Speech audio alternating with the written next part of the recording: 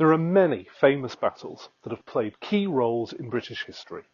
Battle of Hastings in 1066 saw the end of Anglo-Saxon rule and the start of Norman control. The Battle of Bosworth, 1485, saw Henry VII become king and the start of the Tudor dynasty made famous by his son Henry VIII and his granddaughter Elizabeth.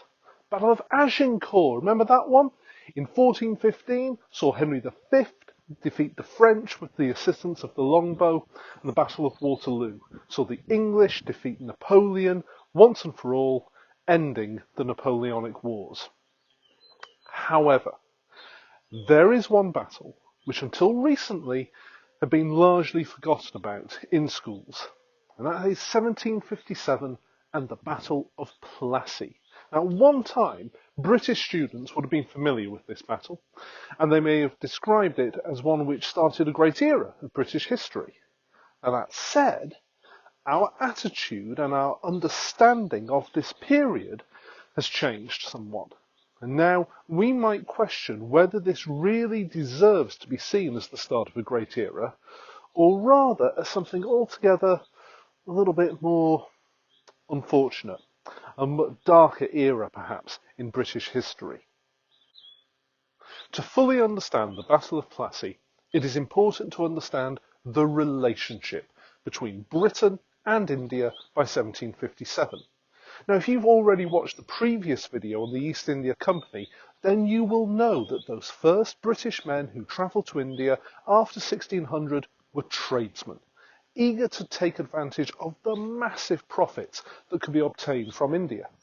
To achieve this, they needed to negotiate and trade with India's rulers. And from the 16th century, that had been the Mughals. Now, they were Muslims who had invaded India and established their own empire.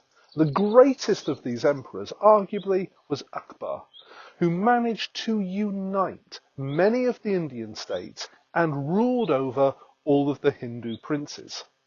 Now, it's important to emphasise here that before the British seized control, there was already evidence of a united India. Shashi Tharoor, the Indian historian, argues that it was not the British who delivered India as the united country that we see today, but rather that this had been evident in both the 16th century under the Mughals and even around 300 BC under Chandragupta Maurya, the head of the Maurya dynasty. You might want to check in the information below for a link for Greg Jenner's brilliant podcast, You're Dead to Me, which features the very funny comedian Sindhu V as well. Enjoy that. So, back to the Mughal Empire. Under Akbar, there was peace and growth and prosperity. However, his great-grandson, Aurangzeb, was a brutal leader, and under his reign, between 1658 and 1707, wars started to break out across India. So for the British, coincidence and luck came together at a time when they were looking to expand their economic control as well as their empire. The Mughal Empire was starting to fall apart at the seams, and the British were ready and able to take advantage. They recognised that the secret to gaining control of India lay in winning the cooperation of the Hindu princes, who had been conquered and controlled by the Mughals for the previous 150 years. The British supplied those princes with the weapons and soldiers the princes needed to defeat the Mughals. Once a prince had been successful, the British could then demand their reward, usually land or goods. And should the prince himself prove to be a problem in the future, he could be overthrown and replaced by complete British control. Now, this brings us to 1757 and the Battle of Plassey. It was fought between the East India Company and led by Robert Clive and the Mughal leader of Bengal, Siraj-ud-Dowlah. Even though Siraj-ud-Dowlah was supported by the French and had an army of 40,000 soldiers, he was defeated, incredibly, by Clive's army of just 3,000 troops, 2,000 of which were sepoys, Indian soldiers who fought for the British. Now, this was a key turning point for British control. Victory at Plassey meant that the East India Company could take complete control of Bengal, You might remember that in the previous video we called Bengal the workshop of the world, as it was a thriving centre of the Indian textiles industry. The company would push further across India, occupying other states and using its army to maintain control.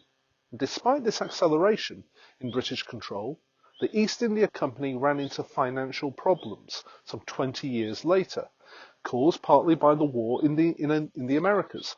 And so, in 1773, the Government of India Act was passed, stating that territory in India was now controlled jointly by the East India Company and the British government, with Warren Hastings appointed as Governor-General to control the territory.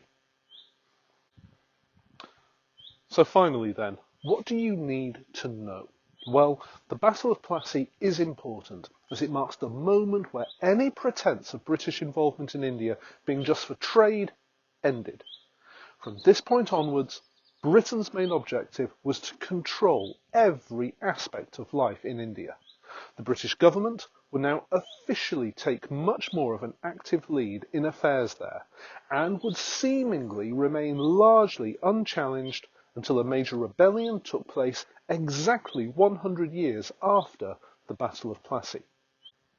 In the next video, we're going to take a deeper look at the events of 1857 and try to understand why it is that previously we would have referred to those events as the Rebellion of 1857, but now we might more accurately refer to it as the First War of Independence.